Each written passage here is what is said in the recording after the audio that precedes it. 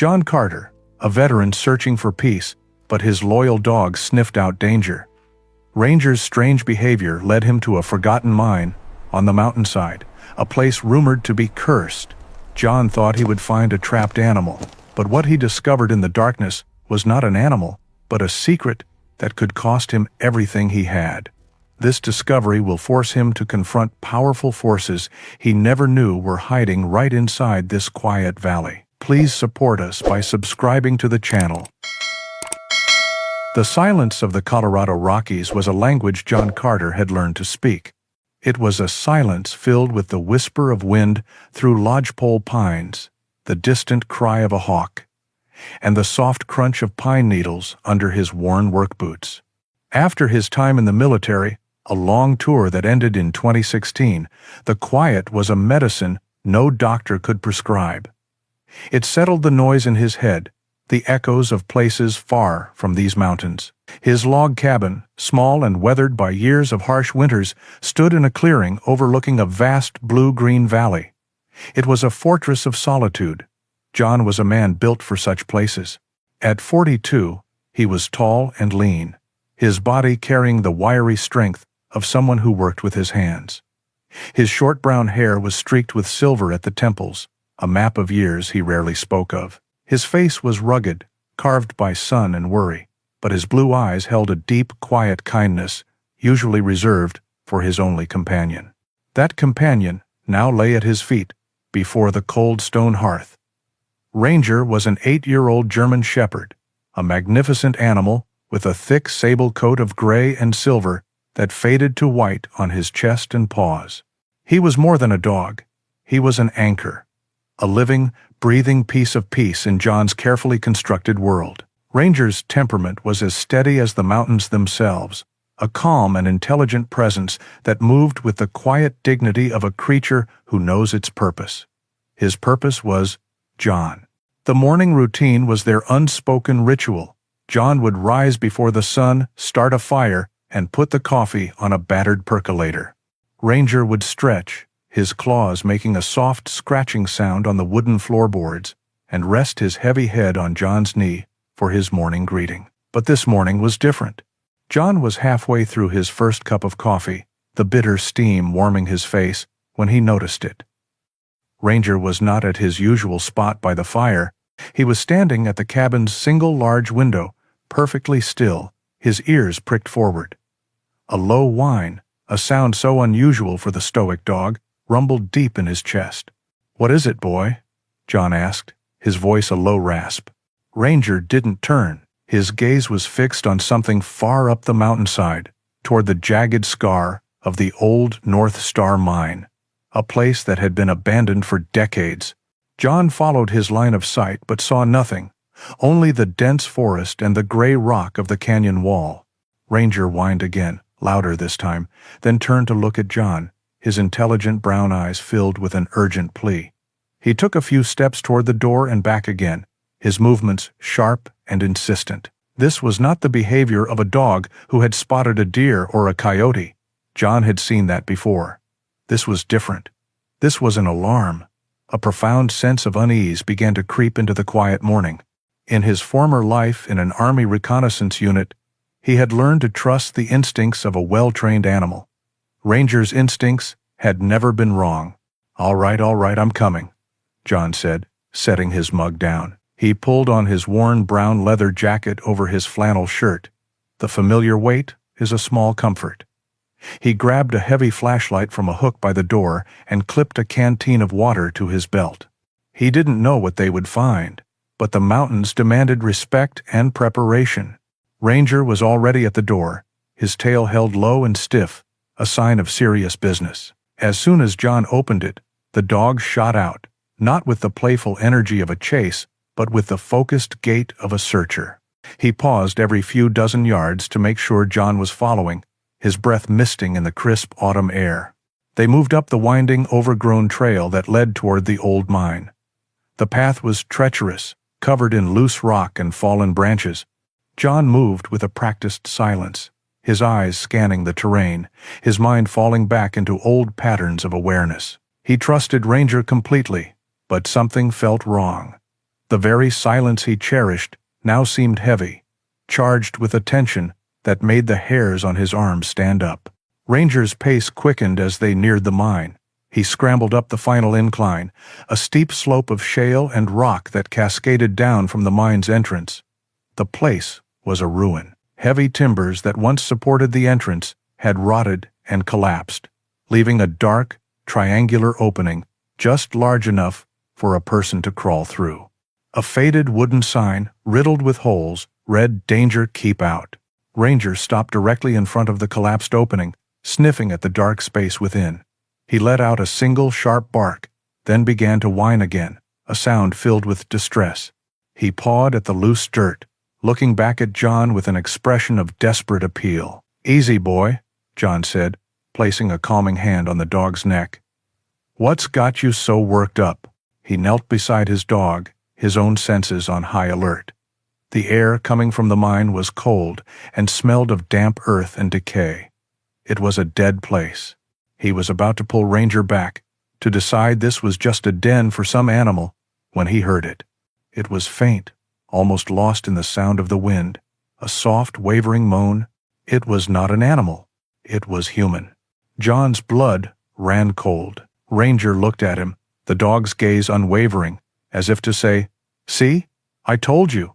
Every instinct screamed at John to stay away, to go back down the mountain and call for help. But the sound came again, weaker this time, a desperate whisper of pain, swallowed by the immense silence of the canyon. He looked at the dark, forbidding hole, then at the unwavering trust in his dog's eyes. He knew he couldn't leave. With a deep breath, John unclipped the flashlight from his belt. He gave Ranger's head a firm, reassuring pat. "Stay here. Watch," he commanded. He knew, without a doubt, that he had to go inside. John commanded Ranger to stay with a quiet authority the dog had always obeyed. But as he squeezed through the narrow opening, he could hear a distressed whine from behind him. The darkness inside the mine was absolute, a thick, suffocating blackness that his flashlight beam struggled to pierce. The air was frigid and heavy, with the smell of wet rock and something metallic, like old blood. He moved slowly, his boots crunching on loose gravel, every sense heightened by the enclosed space. The moaning sound was closer now.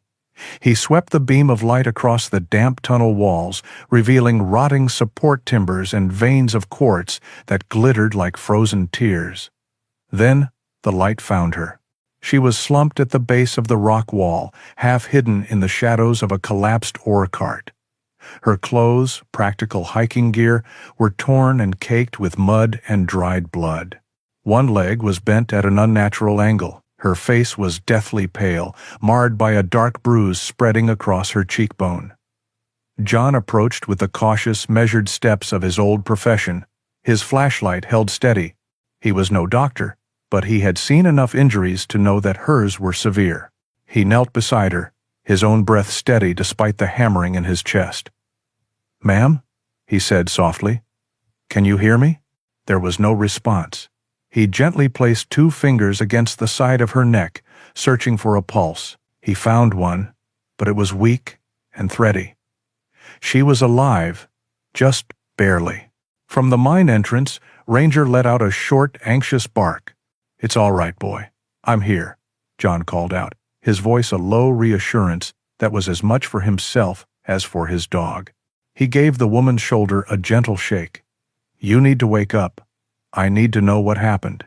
Her eyelids fluttered, then slowly opened. Her eyes were a deep, dark brown, and even clouded with pain, they held a spark of fierce intelligence and defiance. She was younger than he first thought, maybe in her early 30s. Her dark hair was matted with dirt, but he could see she was a woman who carried herself with purpose.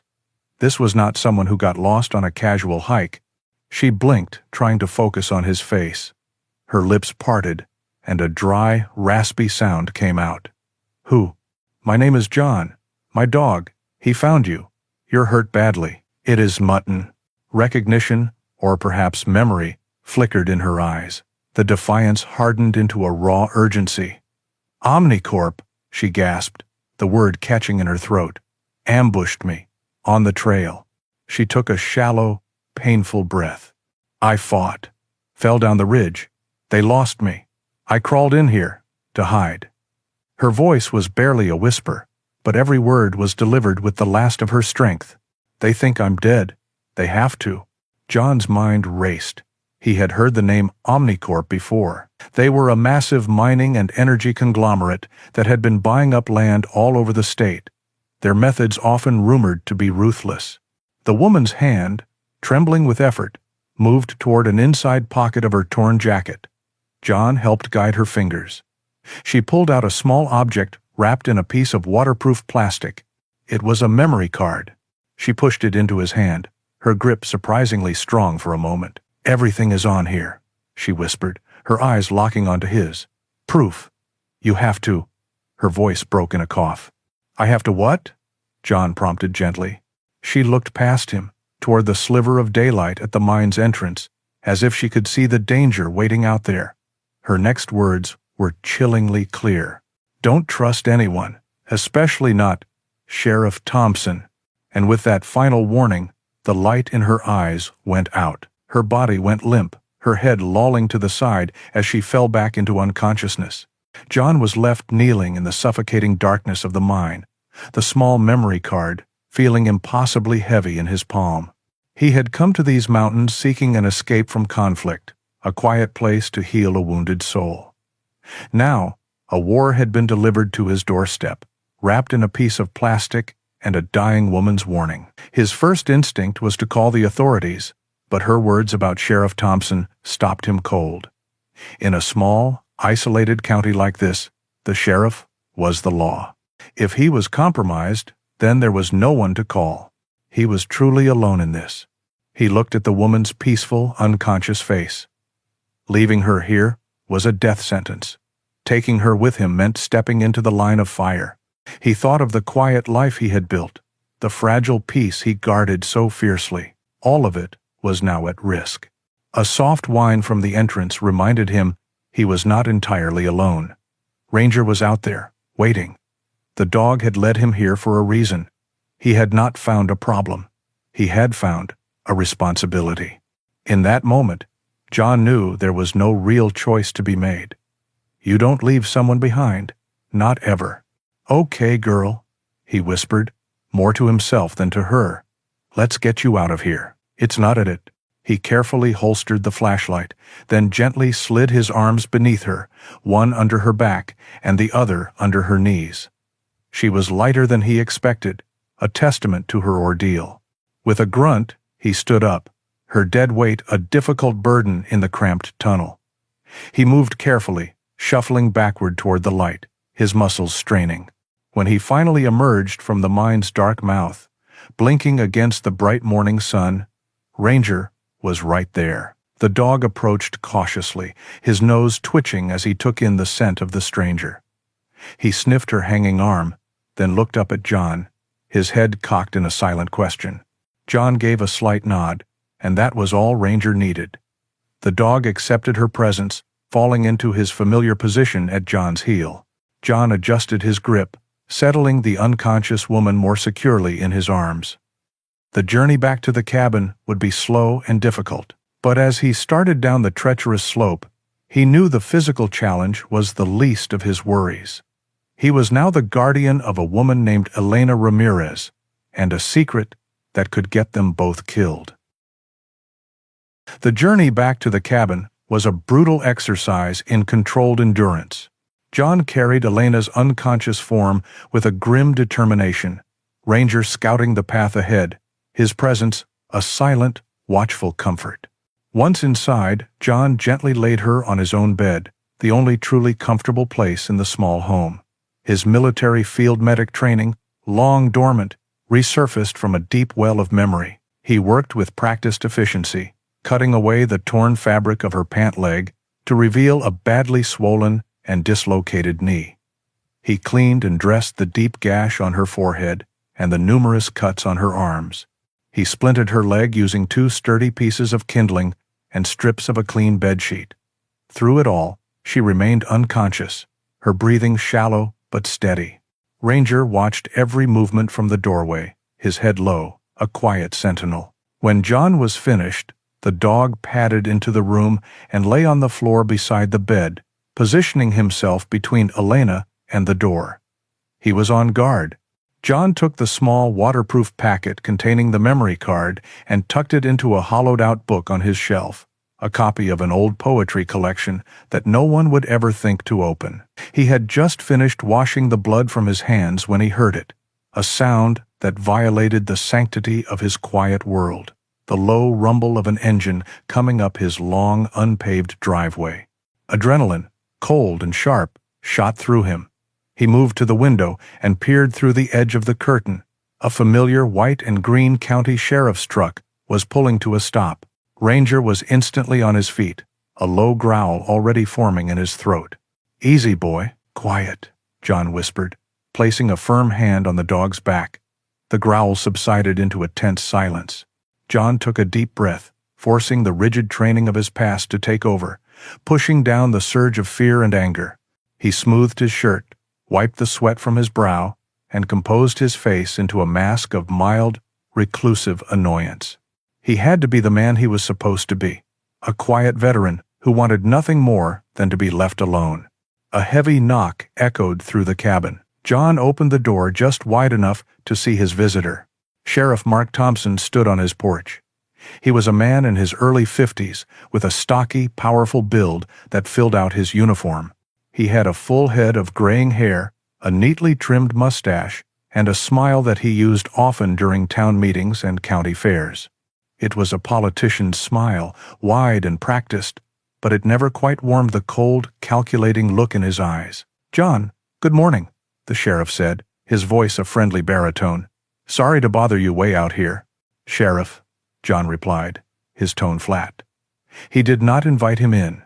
Ranger stood just behind John's leg, perfectly still, a coiled spring of silent muscle. "Just making the rounds," Thompson continued, his eyes scanning past John, trying to get a look inside the cabin. "We've had some reports of poachers working the ridges up this way. Heard any unusual shots? Seen anyone who doesn't belong?" The cover story was smooth, plausible. It was the perfect excuse. "It's been quiet," John said, shaking his head. "Just me and the dog. We haven't seen a soul." That's good, Thompson said, though his eyes suggested he thought otherwise. "Still, these guys can be bold. Mind if I take a quick look around your property, just to check for tracks?" He made a small motion to step forward. As he did, John's heart rate spiked. He felt a surge of pure, protective instinct, and Ranger felt it too. A low, guttural growl vibrated through the floorboards. It was not loud, but it was filled with an unmistakable menace. Thompson froze, his smile tightening as he looked down at the German shepherd. Ranger had not moved, but his lips were slightly curled back, revealing the tip of a white canine. John placed his hand on Ranger's neck. "Ranger, easy," he commanded softly. The dog's growl subsided, but his body remained rigid, his focus locked on the sheriff. John looked up at Thompson. "He's protective of the property, doesn't like strangers." "I see that," Thompson said, his friendly demeanor slipping for a fraction of a second. His eyes narrowed. "You're sure you haven't seen anything out of the ordinary, John? A campfire? A woman, maybe? We got a call about a hiker who might be in distress." The lie was seamless, shifting from poachers to a hiker. He was fishing, casting a wide net to see what he might catch. Each question, each probing glance, sent a fresh wave of tension through John's body, and each time, Ranger sensed it. The dog remained quiet, but his stillness was a threat in itself. "A woman?" "No," John said, forcing himself to hold the sheriff's gaze. "No one's been up here. If I see anyone who needs help, I'll call it in." He sighed. Thompson held his gaze for a long moment, a silent battle of wills playing out on the porch of the small cabin. The sheriff was searching for any crack in John's composure, any flicker of deception. John gave him nothing but the tired, wary face of a man who just wanted the world to go away. Finally, the sheriff's smile returned, though it was even more forced than before. "All right then. Well, you keep your eyes open. Let us know if anything changes." "Will do, Sheriff," John said. He watched as Thompson walked back to his truck, the man's friendly wave, a hollow gesture. As the sheriff opened his truck door, he glanced back one last time. The smile was gone. In its place was a look of pure, cold suspicion. It was a look that confirmed everything. John closed the door and leaned against the solid wood, his own composure finally breaking. He let out a breath he didn't realize he had been holding. Ranger immediately pushed his head into John's hand, whining softly, as if to ask if he was okay. John slid down to the floor, wrapping an arm around his loyal friend. The visit, the probing questions, Thompson's cold eyes, and Ranger's unwavering reaction. It was all a terrifying confirmation of Elena's whispered warning. She was right. The law in this valley was not here to protect him. It was here to hunt him. The sound of Sheriff Thompson's truck faded into the vast mountain silence, but the quiet that returned was different. It was no longer a peaceful blanket. It was a thin, fragile sheet of glass, and John could feel the cracks spreading through it. The confrontation had left a bitter, metallic taste in his mouth, the taste of a fight he never wanted. He moved back into the cabin and checked on Elena. She was still deep in unconsciousness, her face pale against his pillow. Ranger had retaken his post by her bed, a furry, breathing statue of loyalty. The sight of the dog's unwavering vigil stirred something in John's chest. Ranger was pure. He saw the world in simple, honest terms. This is home. This is my person. That is a threat. There was no deceit in him. John wished for a moment that his own world could be that simple again. But it wasn't. It was complicated by a wounded journalist in his bed and a corrupt lawman who now saw him as a loose end. The time for waiting was over. He had to know what was on that memory card. He had to understand the shape and size of the monster he was now facing. He walked to the bookshelf, his movements quiet and deliberate. He pulled out the old book of poetry and retrieved the small, sealed packet.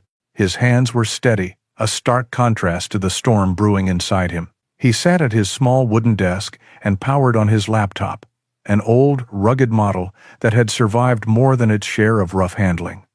The screen flickered to life, casting a pale blue light on his grim face. He carefully removed the memory card from its plastic wrapper and slid it into the laptop's port. A new drive appeared on the screen. He clicked it open. The contents were organized with a journalist's meticulous precision, a series of folders with cold, corporate-sounding names. But it was the subfolders that made his blood run cold. He clicked on a folder labeled Geological Surveys H2O Contamination.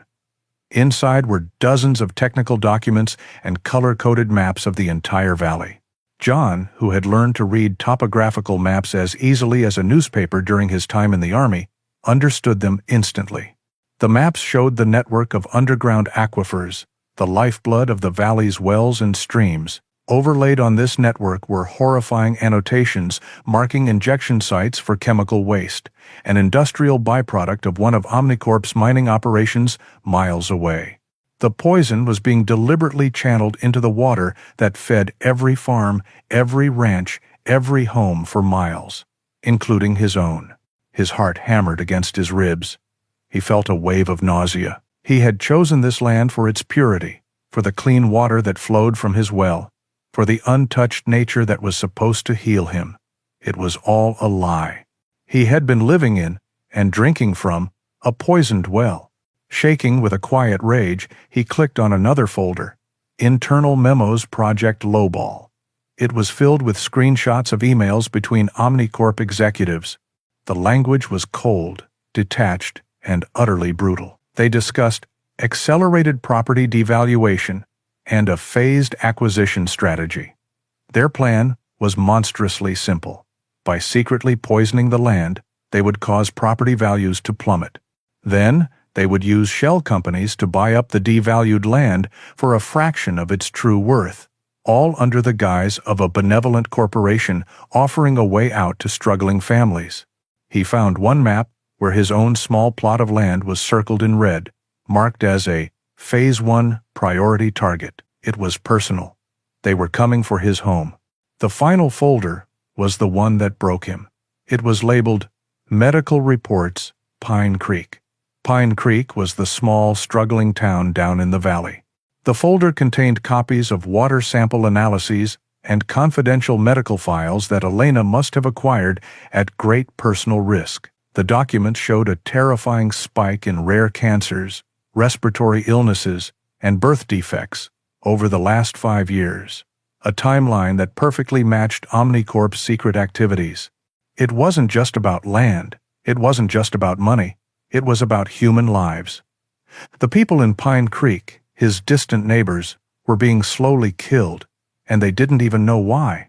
The corporation wasn't just cheating them, it was executing them in slow motion. John pushed his chair back from the desk, a choked sound escaping his throat.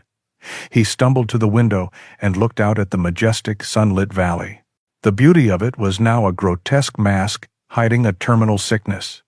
He saw the clear, flowing creek at the bottom of the hill and felt a profound sense of violation. He had sought peace in this wilderness, but the wilderness itself had been turned into a weapon against its own people. The weight of the truth was a physical thing, pressing down on his shoulders, stealing the air from his lungs. This was a different kind of war, a silent, cowardly conflict waged with poison instead of bullets, against people who didn't even know they were soldiers. He felt a wet nose press against his clenched fist. He looked down to see Ranger looking up at him, the dog's brown eyes filled with a deep, knowing concern. The dog could feel the waves of despair rolling off him. Ranger whined softly and rested his heavy head on John's knee, a simple, profound gesture of comfort.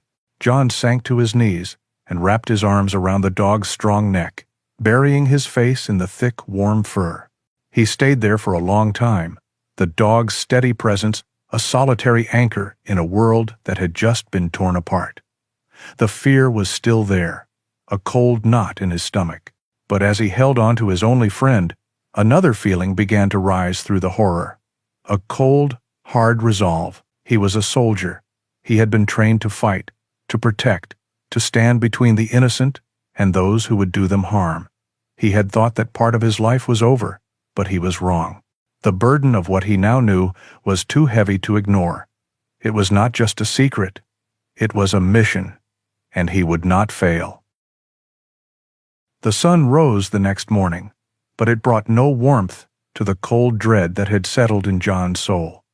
He had not slept. Instead, he had kept a silent vigil in the main room of the cabin, his old service rifle cleaned and resting across his lap, while Ranger dozed fitfully at his feet.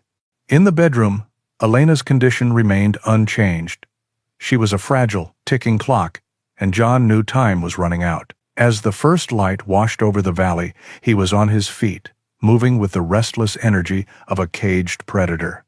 A lifetime of training had taught him that a static defense was a losing one. He had to know what his enemy was doing. He grabbed a pair of powerful, military-grade binoculars and climbed a rocky outcrop behind his cabin that gave him a clear view of the mountain's base. What he saw confirmed his worst fears. 3 sheriff's department trucks were parked on the dirt road below. Sheriff Thompson was there, directing a group of about 5 deputies. They were fanning out, forming a search line, a systematic grid designed to sweep the entire mountainside. They were moving slowly, methodically, and they were heading directly toward his property. His first instinct was a primal urge to run, to grab Elena and disappear deeper into the wilderness. But he quickly suppressed it. They would expect that. A man on the run is an easy target. He couldn't fight them, not in a direct confrontation. That left only one option, a tactic as old as warfare itself, deception. He had to lead them away. He had to give them a different trail to follow. He moved quickly back to the cabin, his mind a flurry of tactical calculations. He needed bait, something authentic enough to be convincing. His eyes fell on Elena's torn jacket, which he had folded and placed on a chair. It felt like a violation to use it, but he had no choice. With a sharp knife, he carefully cut a small, jagged strip of fabric from the inner lining, a piece that would not be easily missed. He stuffed the fabric into his pocket. He grabbed a canteen and a length of climbing rope from his supply closet. He looked at Ranger, who was watching him with intelligent, questioning eyes. "Watch her," John said, his voice a low command. "You stay and you watch her." The dog seemed to understand, giving a soft whine before padding back to the bedroom doorway to resume his guard duty. John slipped out the back of the cabin, melting into the dense cover of the forest. He moved north, parallel to the search party's slow advance, but separated from them by a deep, wooded ridge. His movements were fluid and silent, a ghost in the trees. He knew these woods better than anyone. Every game trail, every stream bed, every rocky shortcut. After nearly an hour of hard hiking, he reached his destination, a narrow, treacherous ravine about 2 miles north of his cabin.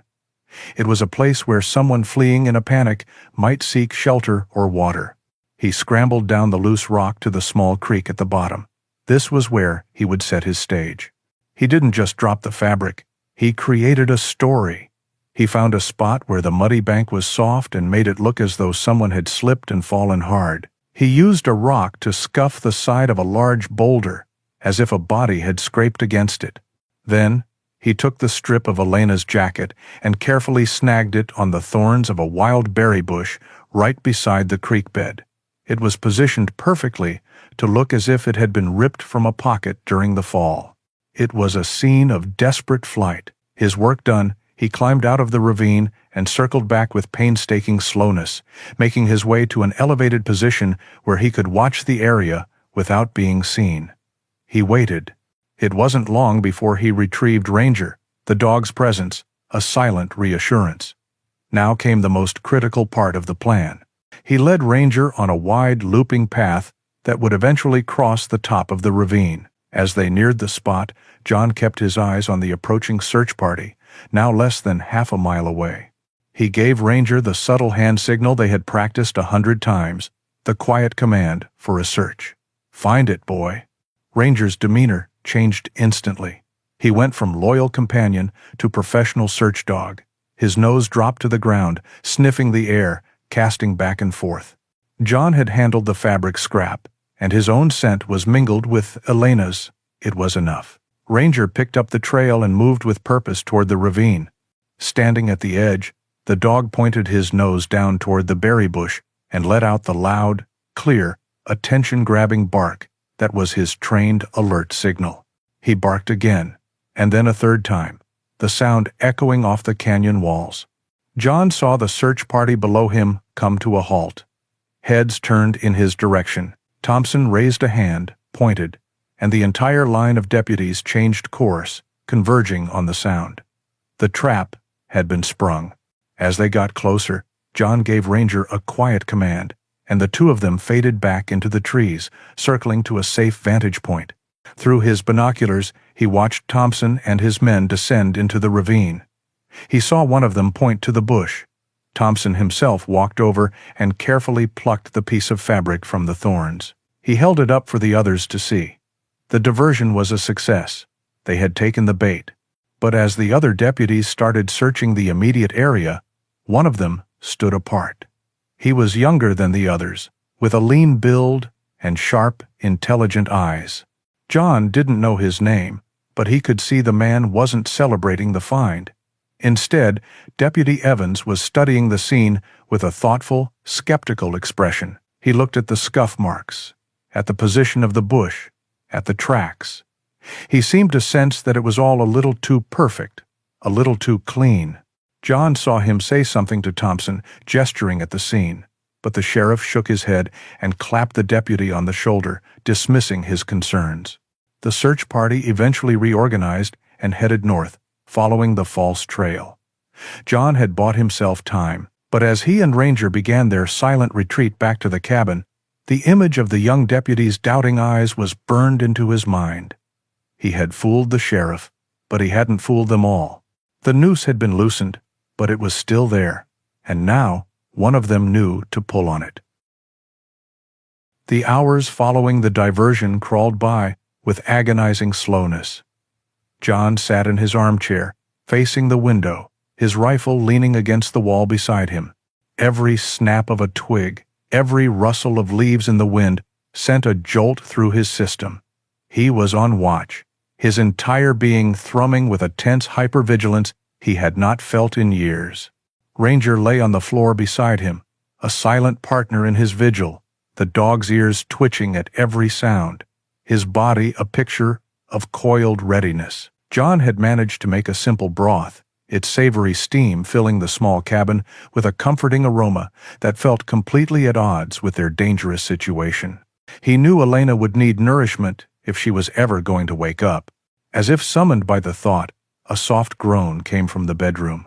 John was on his feet in an instant, Ranger right beside him. He moved to the doorway. Elena's eyes were open. They were no longer clouded with pain, but were sharp and alert, though filled with a deep, disoriented fear. Her gaze darted around the unfamiliar log cabin, finally landing on the large, imposing figure of the German shepherd standing at the foot of her bed. She flinched. "Easy," John said, his voice low and calm. "He won't hurt you. You're safe here." Elena shifted her gaze to him, her eyes narrowing as she tried to place his face. "The mine," she whispered, her voice hoarse. "That's right," John confirmed. "My dog, Ranger, found you. I brought you here. You've been unconscious for over a day." He entered the room slowly, showing his empty hands, moving in a way that would not spook a frightened animal or a frightened person. "I'm John. I splinted your leg as best I could. You need water." She watched him with a journalist's cautious, analytical stare as he brought her a glass of water. He helped her sit up, her body wincing in pain. The initial moments were filled with a tense, unspoken negotiation of trust. She was a woman who trusted no one, and he was a man who wanted no one to trust. He told her everything. He recounted Ranger's strange behavior, the discovery in the mine, and her whispered warning. Then he told her about Sheriff Thompson's visit, the flimsy excuse about poachers, and the way Ranger had reacted, growling at the unseen threat. He described the search party and the false trail he had created with the piece of her jacket. As she listened, her expression shifted from suspicion to a weary, grim understanding. He had not only saved her, he had protected her. He had believed her. When he finished, she sagged back against the pillows, a flicker of gratitude in her tired eyes. "Thank you," she said, the words carrying a profound weight. "My name is Elena Ramirez, and you were right to believe me. It is." With the foundation of trust laid, she began to talk. She told him she was an independent journalist, funded by a grant to investigate corporate corruption in rural areas. She had been tracking Omnicorp for nearly a year, starting with an anonymous tip from a guilt-ridden former employee. "It's worse than you can imagine," she said, her voice gaining strength from her conviction. "Thompson is their gatekeeper. He's been on their payroll since 2022.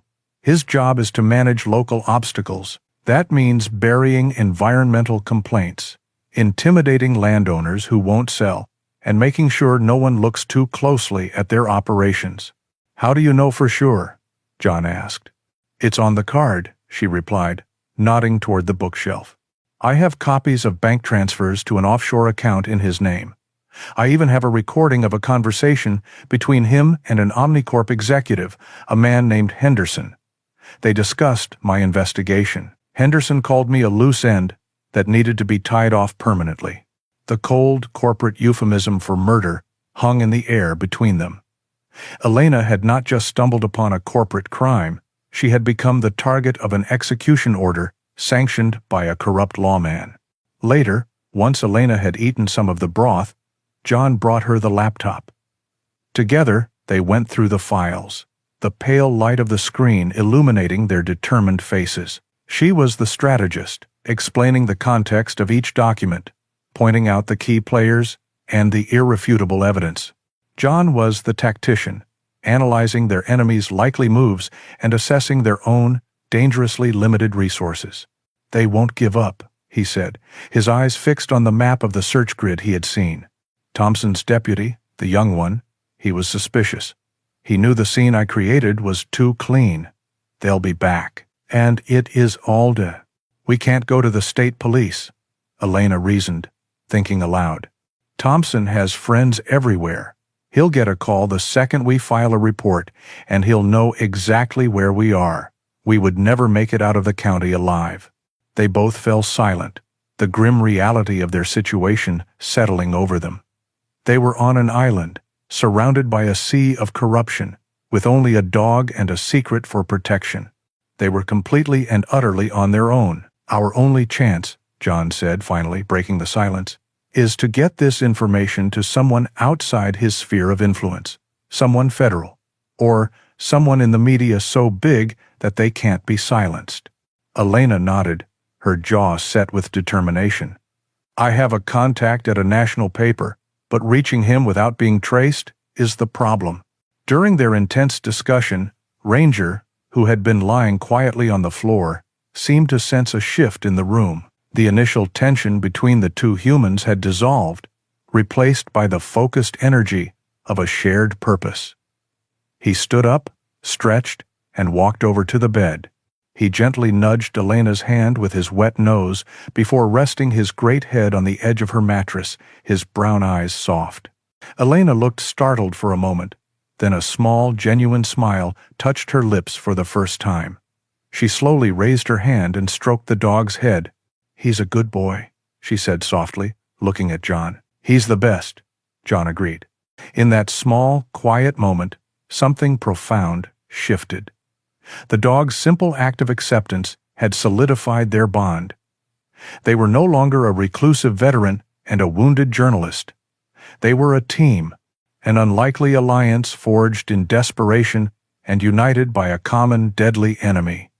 The burden was still heavy, but now it was a burden they would carry together. The alliance had been formed, but a grim reality settled in the small cabin. They were two people, one of them injured, with a dog and a data file, against a corrupt sheriff and a ruthless corporation. They were a tiny lifeboat in a vast hostile ocean. "My contact at the paper, his name is Ben," Elena said, her voice still weak but steady. "He's solid. He would never back down from a story like this." John considered it, turning the idea over in his mind. A journalist was a powerful weapon, but the media could be slow. An investigation would take time they didn't have. Thompson was hunting them now. They needed someone who could move faster, someone who understood the kind of fight they were in. "No," John said finally. "Not yet. We need legal protection first. We need someone who knows their playbook." His mind sorted through a short list of names, men from his past, men he had trusted with his life. Most were gone, scattered to the winds after their service. But one name remained. "There's a guy, someone I served with, David Chen." He pictured David in his mind. He was a wiry, brilliant man who always wore a wry smile, the kind of soldier who could repair a radio with a paperclip and a piece of gum. He was the smartest man John had ever known. After leaving the Army in 2018, David had gone to law school and now ran a successful practice in Denver, specializing in technology and corporate malfeasance. He was the perfect man for the job. He was their only shot. But as soon as the thought solidified, a cold wave of dread washed over John. To call David would be to pull him out of his safe, successful life and drag him into this muddy, bloody fight. David had a wife, 2 young daughters. John had seen pictures of them in Christmas cards. To involve him would be to put all of them in the crosshairs of Omnicorp. "John, are you okay?" Elena asked, noticing the sudden tension in his body. He didn't answer. He stood up and began to pace the length of the small cabin, a caged tiger consumed by a silent, internal war. His footsteps were heavy on the wooden floorboards, each one a drumbeat of his rising panic. He could not do it. He could not put another friend in harm's way. The cabin walls seemed to close in, and the scent of pine and wood smoke was replaced by the smell of hot dust and cordite. The memory rose from the depths of his mind, an unwelcome ghost he had spent years trying to bury. Afghanistan, 2015, a dusty village, a routine reconnaissance mission that went sideways. They were ambushed. He was the team leader. He made a call, a split-second decision to move to a different position. a position he thought offered better cover. It was the wrong call. The image of Private Miller, a fresh-faced kid of 19 from Ohio, flashed in his mind, Miller's cry, as the bullet hit his leg. The sight of his own hands, covered in the kid's blood, as he tried to stop the bleeding. Miller had survived, but he had lost the leg. He had gone home to a life irrevocably altered because of John's mistake. On the day he left the army, John had sworn to himself he would never again be responsible for bringing that kind of pain to someone he cared about. He was breathing heavily now, his hands clenched into tight fists. He was back in that dusty village, the weight of his failure pressing down on him, suffocating him. Fighting alone was one thing. He could accept his own fate. But risking David's life, his family's safety, felt like an unforgivable betrayal. Elena watched him, her expression a mixture of concern and understanding. She saw a man not just wrestling with a difficult choice, but battling the ghosts of his past. She remained silent, giving him the space he needed. Then, a solid, warm presence blocked his path. Ranger had gotten up and stood directly in front of him, forcing him to stop his frantic pacing. The dog looked up, his brown eyes filled with an unwavering, gentle intelligence. He let out a soft whine and pushed his head firmly against John's chest, a gesture of profound comfort and grounding. John looked down at his dog. He felt the steady rhythm of Ranger's breathing, the solid weight of him. The simple, honest loyalty in the animal's eyes cut through the noise of the memory. Ranger was not judging him for his past. He was here with him in the present, trusting him, depending on him. The dog's presence was an anchor, pulling him back from the spiraling currents of his trauma. He slowly sank to his knees, wrapping his arms around Ranger's neck. The dog's quiet strength flowed into him. He was not that man in Afghanistan anymore. He could not let the ghosts of past mistakes paralyze him into making a new one. Fighting alone was not strength. It was fear. The truest form of courage was trusting your team. He looked over at Elena, who was watching him with quiet support. He had a new team now, a small, desperate one, but a team nonetheless. He stood up, his resolve hardened into steel. "I'm making the call," he said, his voice clear and steady. He sat at the laptop, his movements now precise and purposeful. He pulled a small, unmarked thumb drive from his desk drawer. It contained an old military-grade encryption software he had kept for years, just in case. He knew David would have the key. He selected 3 of the most damning documents from Elena's memory card, just enough to prove their case was real without risking the entire cache of data. He encrypted the files. Then, he composed a short, carefully worded email. The subject line read, "Land Survey Question." The body of the message was brief. "David, bad reception up here. Need a legal opinion on a land survey document I came across. It's complicated. Call me on the secure line when you can. Watch your 6. J." The phrase, "watch your 6," was a piece of their shared past, a simple warning that meant danger was close. It was a code between brothers in arms. David would understand. With a final, deep breath, he hit send. The email disappeared into the ether, a desperate message in a bottle cast out into a digital ocean. It was more than a call for help. It was a leap of faith, an act of defiance against the ghosts that had held him captive for too long. His war was not over, but for the first time in a long time, he was no longer fighting it alone. The day after the email was sent was the longest of John's life. Every hour stretched into an eternity of tense silence. There was no reply from David. John paced the cabin, checking the perimeter, watching the unchanging tree line until the pines seemed to watch him back.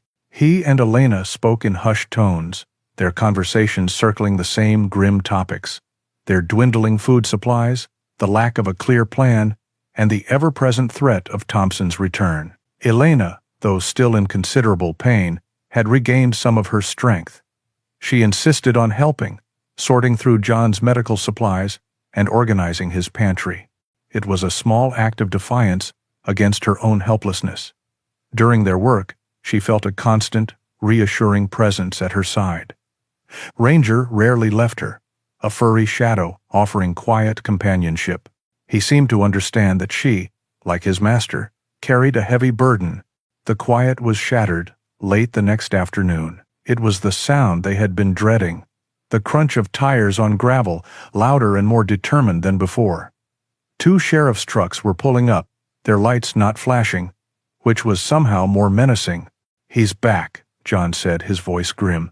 "Get in the cellar. Now." He rushed to the center of the room and threw back a large bearskin rug, revealing a heavy wooden trapdoor. He lifted it, exposing a dark, narrow space that smelled of earth and preserved vegetables. It was a small root cellar, just big enough for one person to hide in. He helped Elena, her face pale with pain and fear, down the short ladder. "Don't make a sound, no matter what you hear," he commanded, his eyes locking with hers for a moment of shared understanding. He closed the door, replaced the rug, and slid a heavy wooden armchair partially over it. It was a flimsy deception, but it was all he had. Ranger stood at his side, a low growl already vibrating in his chest. John placed a hand on his back. "Not yet, boy. Wait for my signal." A hard, authoritative knock rattled the cabin door. John opened it to find Sheriff Thompson standing there, his friendly mask completely gone. Behind him stood the young, observant deputy, Evans, and one other officer. Thompson's face was a granite slab of cold fury. He didn't bother with pleasantries.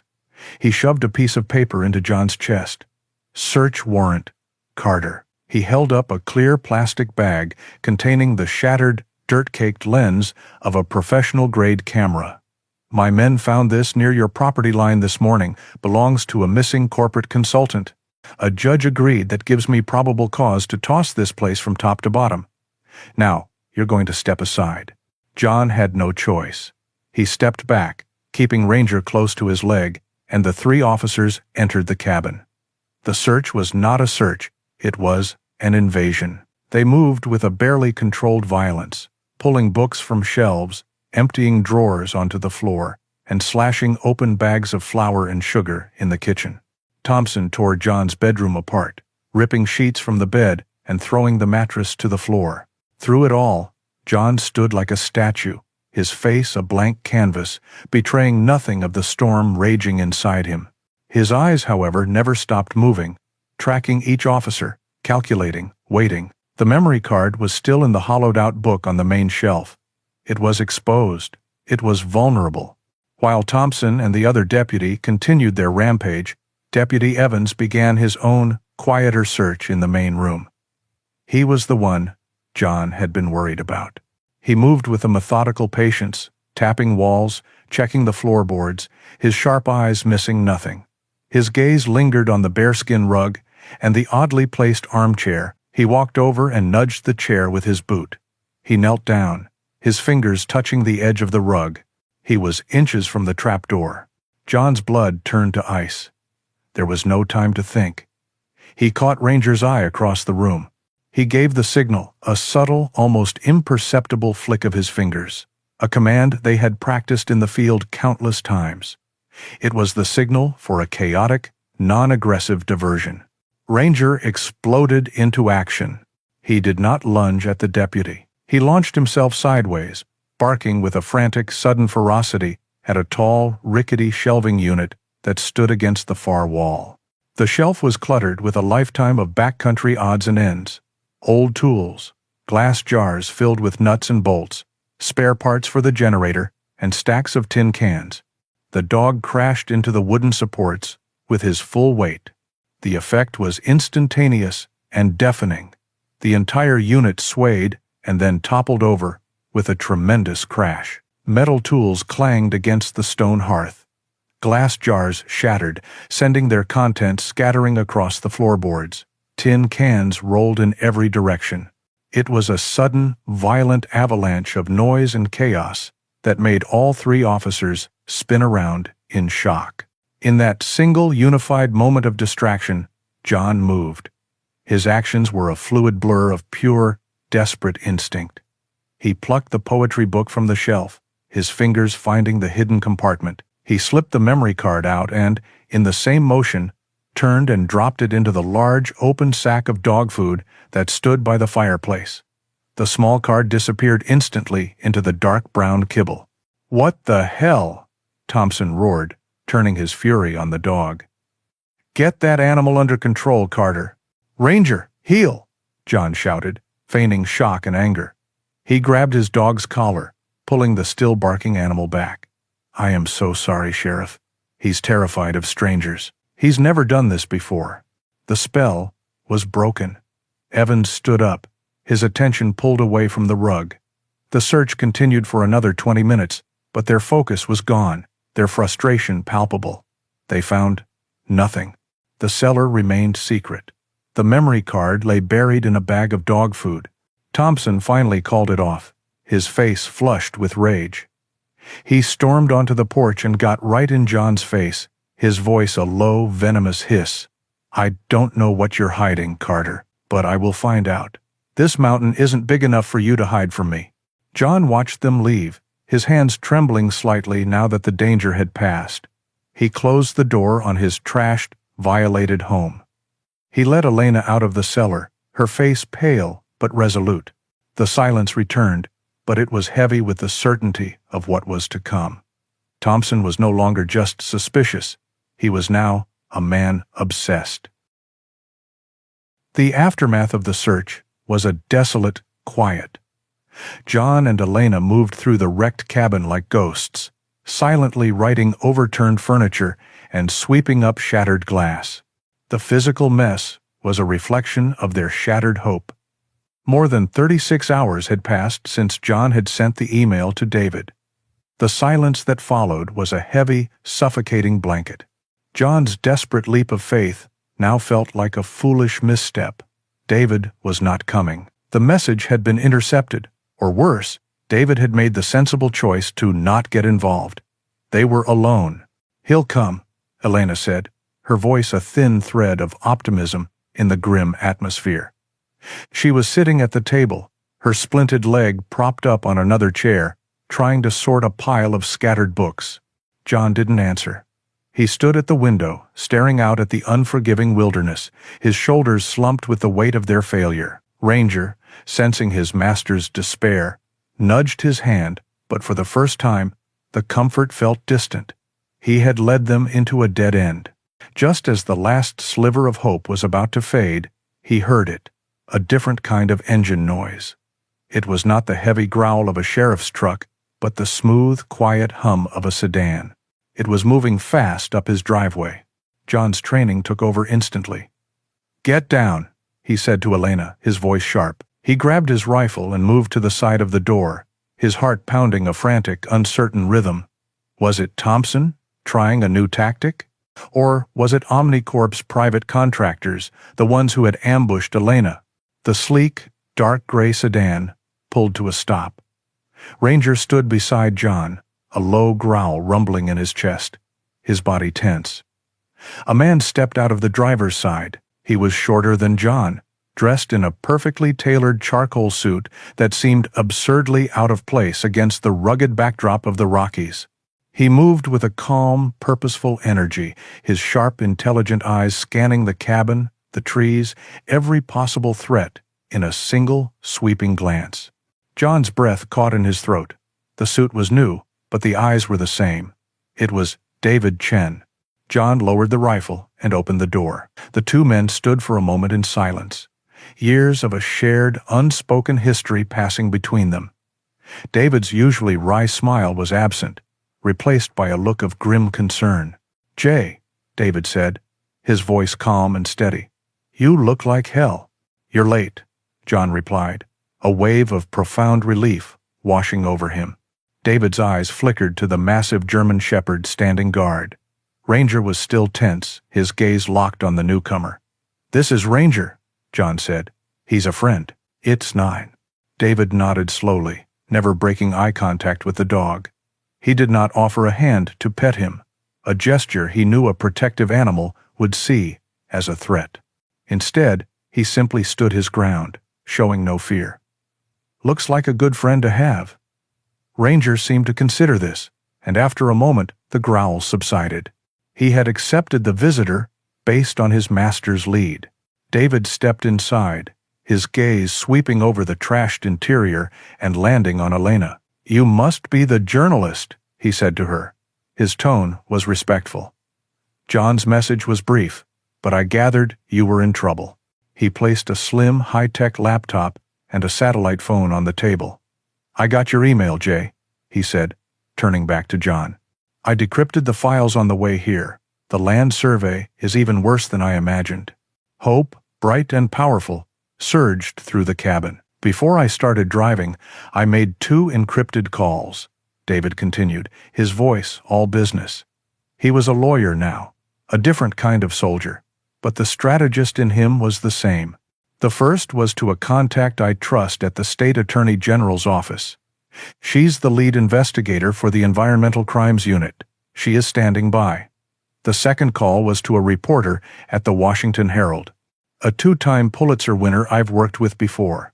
He is also standing by. Neither of them can be touched by a corrupt county sheriff. John and Elena stared at him, stunned by the speed and precision of his actions. He had not just answered their call for help, he had brought an army with him.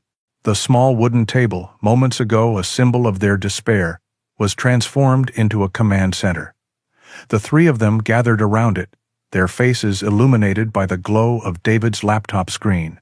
They were no longer hiding. They were planning a counterattack. "Thompson and Omnicorp have been able to operate because they control the flow of information here," David explained, pulling up satellite maps of the area. "We're going to hit them from every direction at once. We'll create a storm they can't possibly control." The plan was brilliant in its simplicity and audacity. David would make 2 calls simultaneously from the satellite phone.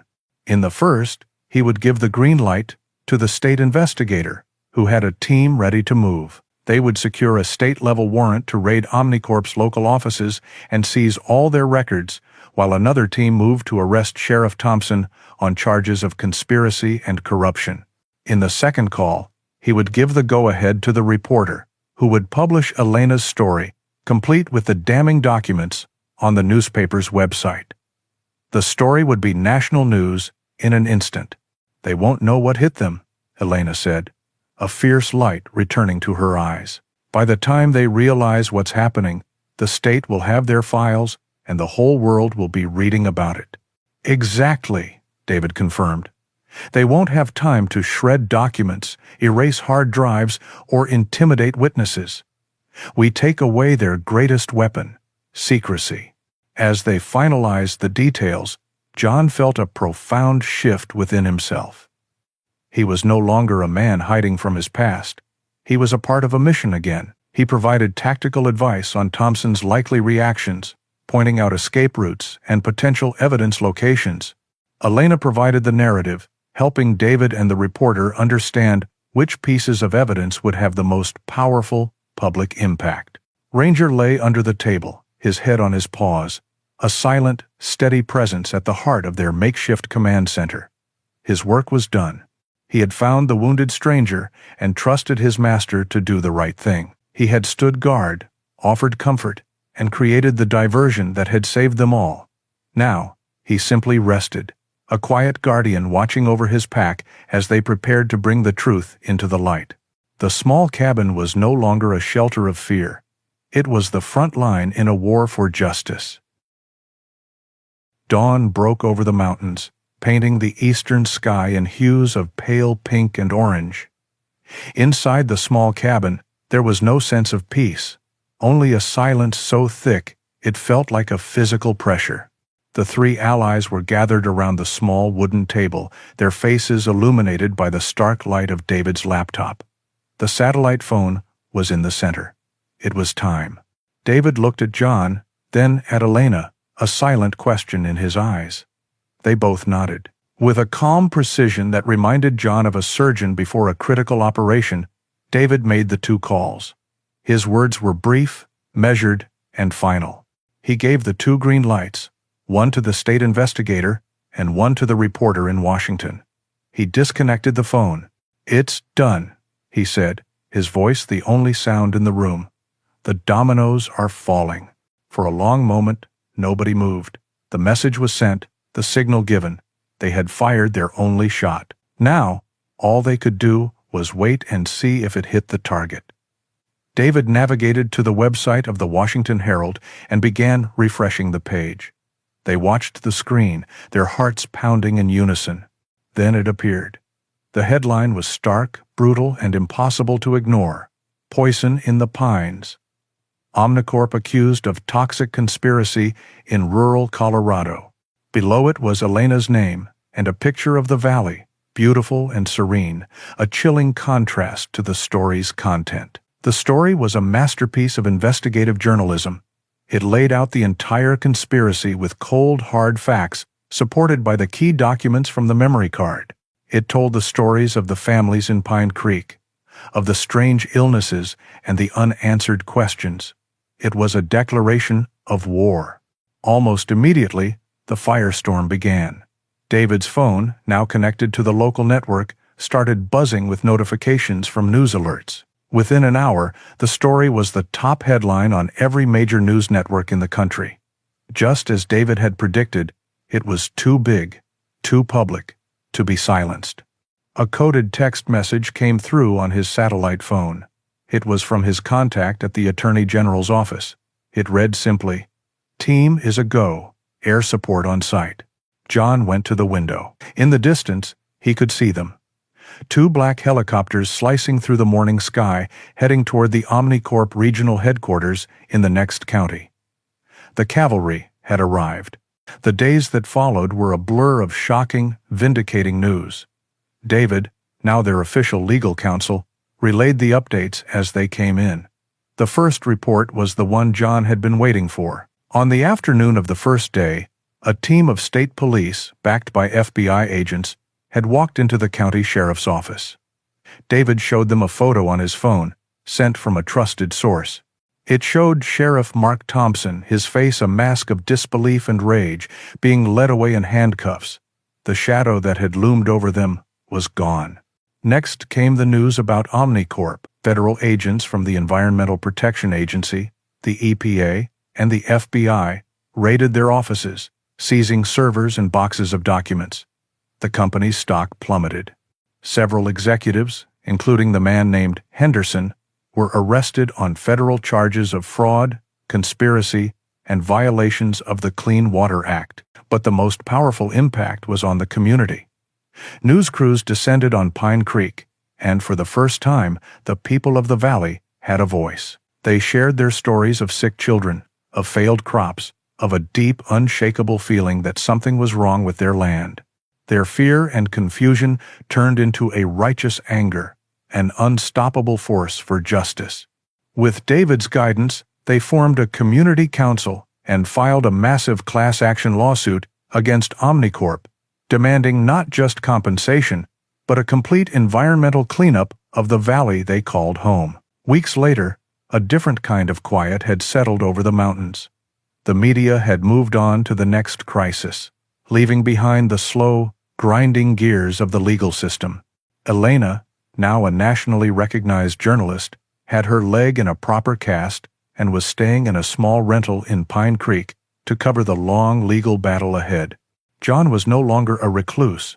His role in uncovering the conspiracy had become a local legend. When he drove into town for supplies, people would stop him, not with the wary looks he was used to, but with handshakes and heartfelt words of gratitude. He was still a man of few words, but he accepted their thanks with a quiet dignity. He was a part of their world now, a guardian who had stood up for them when no one else would.